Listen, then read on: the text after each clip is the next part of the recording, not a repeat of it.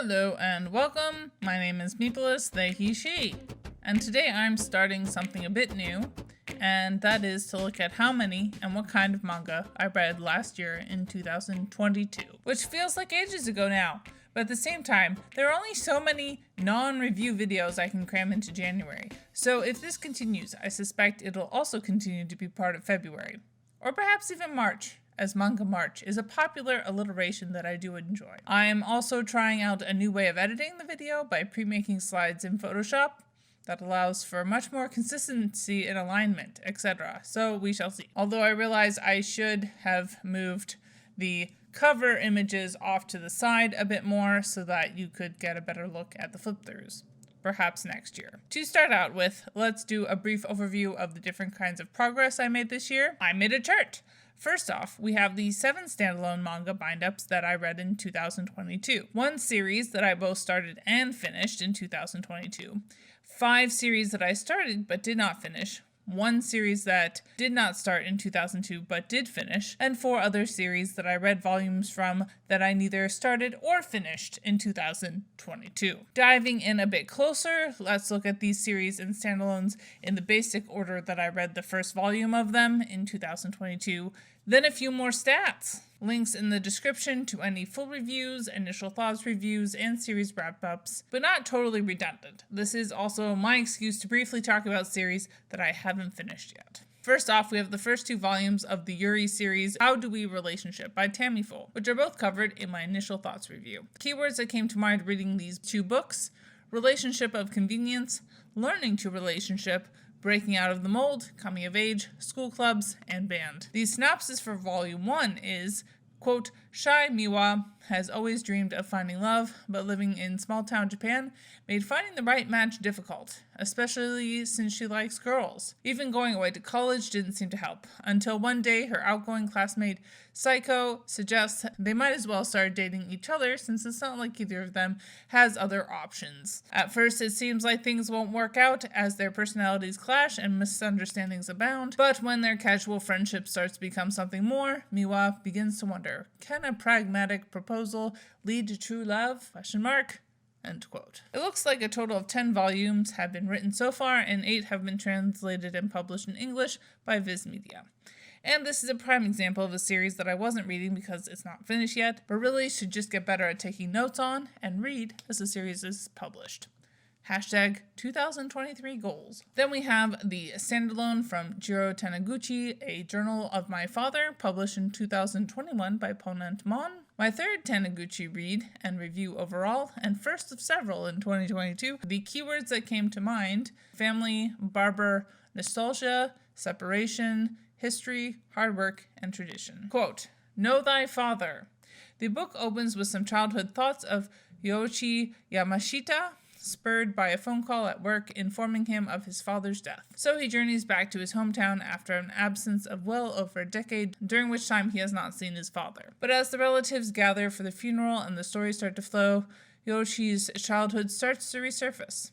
The spring afternoons playing on the floor of his father's barbershop, fire that ravaged the city and his family home, his parents' divorce, and a new mother. Through confidences and memories shared by those who knew him best, Yoshi discovers the man he had long considered an absent and rather cold father. End quote. Next, I started what would end up being the final 3 volumes of Blank Canvas, My So-Called Artist's Journey by Akiko Higashimura, a 5-volume nonfiction series with a fairly self-explanatory title. Keywords that came to mind reading this series: art school, small town versus city, responsibilities, working, inspiration, creative life, hidden dreams, and mentorship. The series synopsis is, quote, an autobiography that tells the story of Akiko Hayashi, the author, as she was in the 3rd year of high school at the beginning of the story.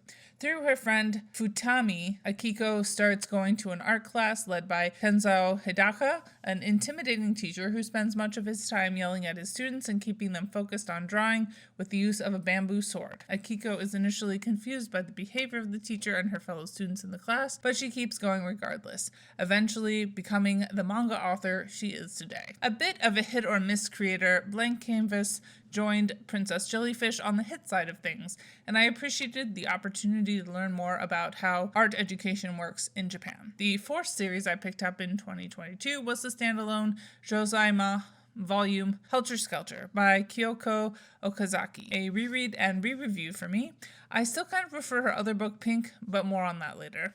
What kinds of keywords apply? Fashion, femininity, cutthroat, surgery, horror. The Goodreads summary of Helter Skelter is, quote, through round after round of extensive plastic surgery and vigorous maintenance, Ririko has become the absolute manifestation of beauty and becomes a wildly successful model, actress, and singer. However, soon her body, unable to withstand the burdens of surgery, begins to crumble. And along with it, so does her mind as she plummets towards a frightening and inevitable end. A story about a woman's vanity, greed, hatred, and despair by the author of River's Edge. End quote. Then I kicked off a whole different interest, namely Japan, leading up to and into World War II, with the two short stories in one volume entitled Town of Evening Calm, Country of Cherry Blossoms by Fumiyo Kouno. What kinds of keywords came to mind? Family, illness, survival, guilt, and life goes on. The official synopsis being, quote, a bestseller in Japan, this beautiful award-winning manga appears in English for the first time. What impact did World War II and the dropping of the atomic bombs have on the common people of Japan? Through the eyes of an average woman living in 1955, Japanese artist Fumiyo Kouno answers these questions. Kouno's light, free style of drawing evokes a tender reflection of this difficult period in Hiroshima's post-war past. As the characters continue with everyday life, the shadow of the war and the atomic bombing linger ghost-like in the background. Kouno's beautiful storytelling touches the reader's heart, but is never overly sentimental. A widely embraced bestseller in Japan, where the work was also controversial, Town of Evening Calm, Country of Cherry Blossom is the winner of several prestigious awards, including Grand Prize at the 8th Japan Media Arts Festival 2004 and the New Life Award at the 9th Osama Tezuka Cultural Prizes 2005. Town of Evening Calm, Country of Cherry Blossom is made up of interconnected short stories. End quote. Asterisk. According to an interview with the co-owners of Ja Press, the word controversial here just means widely discussed. Question mark? Which seems odd, but whatever, I guess. This leads directly into my next read, which was Barefoot Gen, Volumes 1 and 2 by Keiji Nakazawa. Covers a similar time period, but is heavily based on the author's own experience coming from a family that was actively resisting Japan's involvement in World War II. My initial thoughts review only covers Volume 1, and there is a total of 10 volumes. Obviously, the series is long complete, but I suspect that it's going to be a hot minute before I get to my final wrap-up, mostly because these are pretty difficult reads, emotionally speaking. What keywords came to mind while I was reading this book? Family, resistance, hunger, military, racism, and kamikaze. The official synopsis is, quote, this harrowing story of Hiroshima was one of the original Japanese manga series. New and unabridged, this is a all-new translation of the author's first-person experiences of Hiroshima and its aftermath, and is a reminder of the suffering war brings to innocent people. Its emotions and experiences speak to children and adults everywhere. Volume 1 of this 10-part series details the events leading up to and immediately following the atomic bombing of Hiroshima. End quote. Then I tried reading a book for a someday project highlighting cats in comics and manga, namely Wonder Cat Kyuu-Chan, Volume 1 by Sasami Nitori. I ended up rating this volume 2 out of 5 stars, and will not be continuing with the series. The summary is, quote, an adorable full-color manga about a young man who rescues a very special cat and the friendship that blossoms between them. There's more to this kitty than meets the eye. Kyuu-Chan loves snacks, cuddles, and bow ties, but above all, this mischievous Wonder Cat loves Hinata, the young professional who adopted Kyuu-Chan into his home. As the two adjust to life together, they discover that they have a lot to learn from each other. The ordinary and the extraordinary live side by side in this delightful slice-of-life manga. End quote. My 8th manga pickup of the year was another Jiro Taniguchi, namely The Walking Man, a largely silent comic that ended up being my highest-rated Taniguchi so far, at 4 stars. Keywords that came to mind flipping through this volume were meandering, birdwatching, slowing down, nature, architecture, browsing, weather, swimming, exercise, and neighborhood. The rather judgy description over on Goodreads is, quote, whoever takes the time these days to climb a tree in bare feet, to stop and observe the coming and going of the birds, to play in the puddles after the rain has gone, to return a shell to the sea. The Walking Man follows a modern-day Japanese businessman as he strolls at random through urban Japan. Often silent, usually alone, with his vivid dreams that let time stand still. Every corporate American should have a copy on their desk. And, in times of stress, take 2 chapters twice a day. Take a little stress out of your life and relax with The Walking Man, a little step every day, lovingly reversed in collaboration with the creator to read left to right. End quote. 9th is another repeat mangaka with Pink by Kyoko Okazaki. It had been a long time since I initially read this manga, but it managed to hold onto its 5-star rating, so I continue to highly recommend. What kinds of keywords came to mind reading this manga? Capitalism, city living, rat race, sexuality, survival, escape, unsexy, coming of age, and family. The description over on Goodreads is, quote, Yumiko moonlights as a call girl because her day job doesn't pay enough to feed her pet croc. Haru, an aspiring writer who has nothing to say, sleeps with a woman his mother's age, not just for the money, but to work on his powers of observation. So when Yumi's stepmother turns out to be Haru's sugar mommy, it is time for shenanigans. A little bit of drinking, a little bit of blackmail, and a visit with Croc is enough to change lives and maybe add some color to a comfortable but bland life. Daddy kept Kiko's mom as a pet. She keeps Haru as a pet. I keep Croc as a pet. Am I, Yumiko, someone else's pet? Is she willing to let someone care for her like that? End quote. Then we have Zom 100. Bucket List of the Dead, Volume 1 by Hary, Aso, and Kotaro Takata. You will actually have to bounce over to my WordPress blog to find my initial thoughts review because this review was my first run-in with a copyright claim on YouTube. No idea if it was in good faith. It certainly didn't feel like it. I did technically win, but the process was incredibly stressful, and I had ended up deleting the video about halfway through, even though they advised against it. I initially rated this volume 3 stars, and definitely found it funny, but this may have ruined the series for me. What keywords came to mind reading this volume? Zombies, survivor, coolness, machismo, and grind culture. The description over on Goodreads is, quote, after spending years toiling away for a soul-crushing company, Akira's life has lost its luster. But when a zombie apocalypse ravages his town, it gives him the push he needs to live for himself. Now Akira is on a mission to complete all 100 items on his bucket list before he, well, kicks the bucket. In a trash-filled apartment, 24-year-old Akira Tendo watches a zombie movie with lifeless, envious eyes. After spending 3 hard years at an exploitative corporation in Japan, his spirit is broken.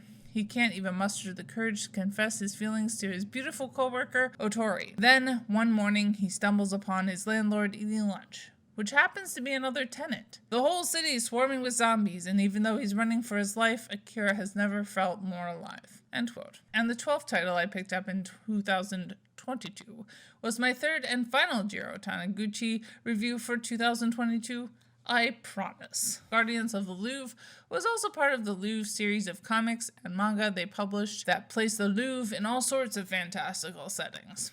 Guardians ended up being my lowest reviewed volume on both counts at 2 stars. Keywords that came to mind: travel, Europe, history, culture, destruction, and dream. The Goodreads description is, quote, after a group trip to Europe, a Japanese artist stops in Paris alone, intent on visiting the museums of the capital. But bedridden in his hotel room with a fever, he faces the absolute solitude of one suffering in a foreign land, deprived of any immediate or familiar recourse.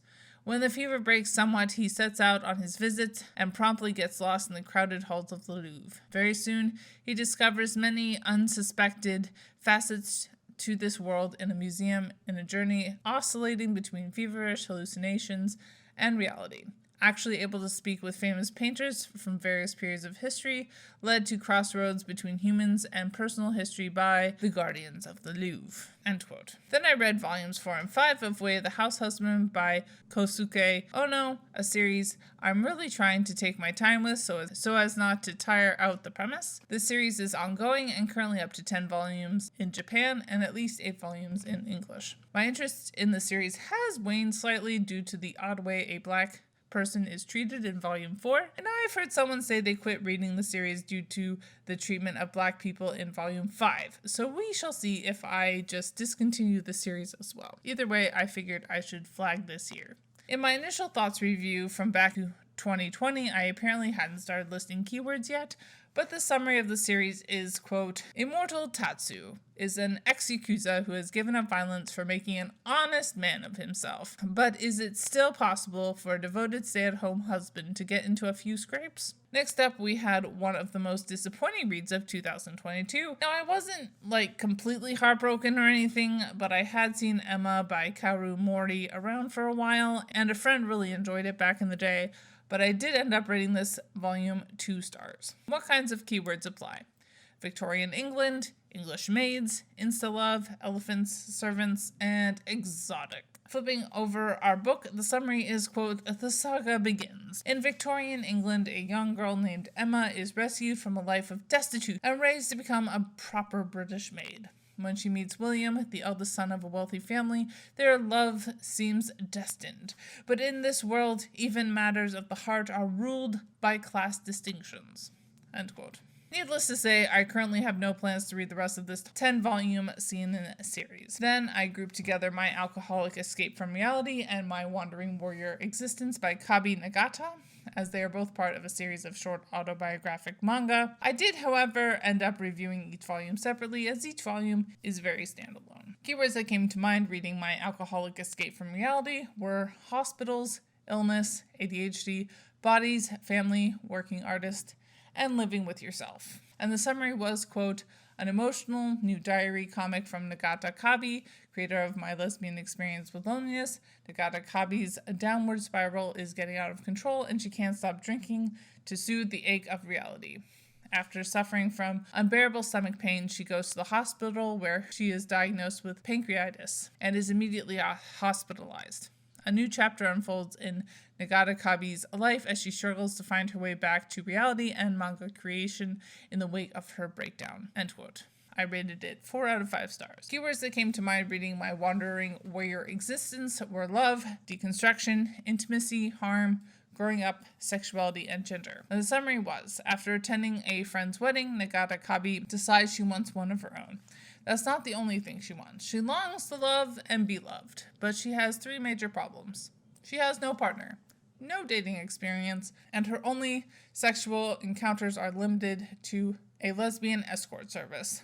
With the help of a photo shoot, a dating app, and more, the author embarks on a journey to seek the love and happiness she so desperately desires. End quote. I ended up rating this one 3 out of 5 stars, and I'm now caught up on everything that Kabi has published so far. I'm not sure what her plans are moving forward, so we shall see. I definitely find her a must-read. The 15th series that I picked up in 2022 was Fruits Basket by Natsuki Takaya, because I always overestimate what I can get done. I thought for sure I would be able to read and review both Fruits Basket and Full Metal Alchemist in the months of September and October. Boy, was I wrong! One of the first manga I read as a young teen back in the day, I never actually finished Fruits Basket, and so it seemed about time to do so.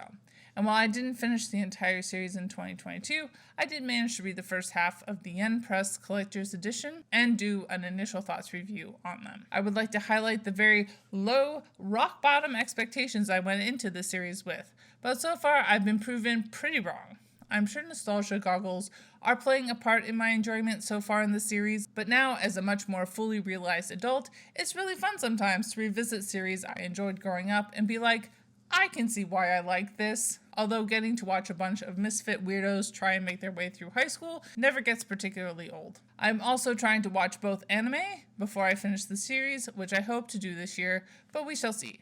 There's a lot more text than I was expecting, although I would note that it's not a drag. I just expected the series to be a lot lighter and pure fluffier than it has ended up being. Keywords that came to mind reading this first half of the series: found family, cute, cult, pretty boys, coming of age, tracing your own path, fan clubs, school government, and love. Clicking over to Anime Planet, the synopsis for Fruits Basket is, quote, after a family tragedy turns her life upside down, plucky high schooler Toru Honda takes matters into her own hands and moves out. Into a tent. Unfortunately for her, she pitched her new home on private land belonging to the mysterious Soma clan, and it isn't long before the owners discover her secret. But as Toru quickly finds out when the family offers to take her in, the Somas have a secret of their own. When touched by the opposite sex, they turn into the animals of the Chinese zodiac. End quote. Then I read the 4-volume seinen series Boys Run the Riot by Keito Gaku. I had been keeping an eye on this series for a while, but I wanted to wait until it was completely released. I ended up rating it 4 stars. Keywords that came to mind reading this short series: coming of age, graphic tease, coming out, stigma, and overcoming. And circling back to Goodreads, the series synopsis over there is, quote, high schooler Ryu knows he's transgender, but he doesn't have anyone to confide in about the confusion he feels. He can't tell his best friend, who he's secretly got a crush on, and he can't tell his mom, who's constantly asking why Ryu is always dressed like a boy. He certainly can't tell Jin, the new transfer student who looks just another bully.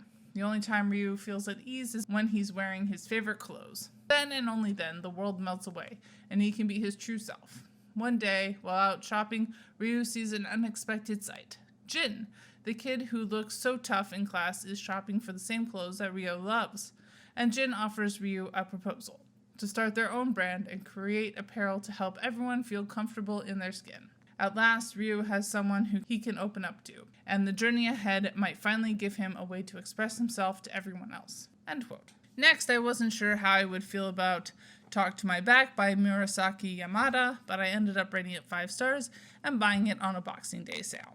A really unique book in many ways. What came to mind reading this manga was social reproduction, mothering, absent men, boundaries, touched out, children, growing up, and the relationship with yourself. The official summary is, quote, set in an apartment complex on the outskirts of Tokyo, Talk to My Back explores the fraying of Japanese suburban middle-class dreams through a woman's relationship with her 2 daughters as they mature and assert their independence, and with her husband, who works late and sees his wife as little more than a domestic servant. While engaging frankly with the compromises of marriage and motherhood, Yamada remains generous with the characters who fetter her protagonist. When her husband has an affair, Chiharu feels that she too has broken the marital contract by straying from the template of the happy housewife. Yamada saves her harshest criticism for society at large, particularly its false promise of eternal satisfaction within the nuclear family, as fears of having been thrown away inside that empty vessel called the household gnaw at Chiharu's soul. Yamada was the first cartoonist in Japan to use the expressive freedom of alt manga to address domesticity and womanhood in realistic, critical, and sustained way. A watershed work of literary manga, Talk to My Back was serialized in the influential magazine Garo in the early 1980s, and is translated by Eisner-nominated Ryan Holmberg. And then, finally, last, only because I almost forgot to include them for some reason, we have volumes 4 to 16 of Fullmetal Alchemist, another reread, although this time I did previously finish the series. Another one I did an initial thoughts video on all the way back in 2020. I am glad to finally be making some serious progress into a reread, even if it's slipping maybe a star from the pedestal I had been putting it on previously. It certainly dovetails with my interest in World War II Japan. Similar to Fruits Basket, I've been working my way through the first anime and plan on consuming Brotherhood at some point this year. There are a total of 26 volumes, so we shall see. That said, I would like to take a moment to say that the first anime is complete trash. This is not because it is not the same story. I understand why that happened, but mostly because they decided to turn Barry the Chopper into an evil trans woman and turn the power dynamics and morals into a raging trash fire of nonsense. You have been warned. The summary Goodreads has for the entire series was, quote, Fullmetal Alchemist is a Japanese shonen manga series written and illustrated by Hiromu Arakawa. It was serialized in Square Enix's monthly Shonen Gangan magazine between August 2001 and June 2010. The publisher later collected the individual chapters into 27 tankobon volumes. The world of Fullmetal Alchemist is styled after the European Industrial Revolution, set in a fictional universe in which alchemy is one of the most advanced scientific techniques. The story follows 2 alchemist brothers named Edward and Alphonse Elric, who are searching for the Philosopher's Stone to restore their bodies after a failed attempt to bring their mother back to life using alchemy. End quote. Which concludes the reading journal portion of this video.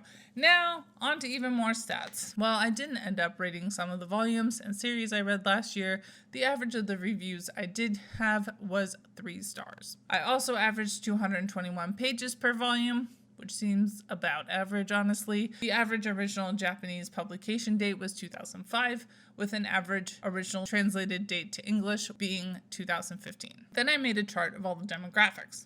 Not totally sure that 4 Koma should be there, but that was what Wikipedia told me, so there you go. In 2022, I read 1 4 Koma manga, 1 Gekiga, 7 Josei, 11 seinen, 6 shoujo, 15 shonen, 0 yaoi, and 2 yuri. Not totally even, but considering publication trends, not very surprising. I definitely want to bump up that Josei category a bunch, and I should probably continue to try and pick up shoujo titles. As far as gender of mangaka goes, I read 29 volumes by women and 12 volumes by men, which does feel like it balances out those demographic stats just a little bit, with 0 titles by a mangaka beyond the gender binary, but 4 by a mangaka that also identified as trans.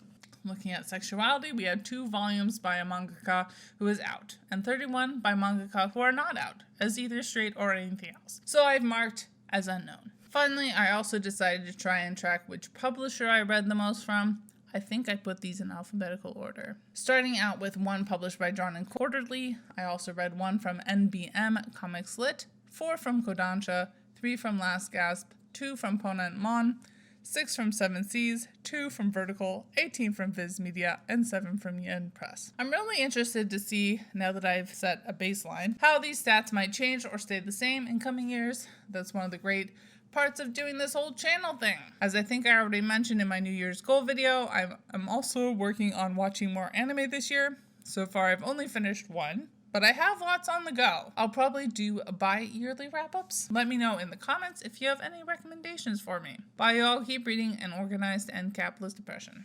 And as always, Literally Graphic is created on land that should be given back to the traditional landholders, which in this case is, to my knowledge, the Mississaugas of the Credit First Nation, Anishinaabe people, the Haudenosaunee Confederacy, and the Huron-Wendat Nation.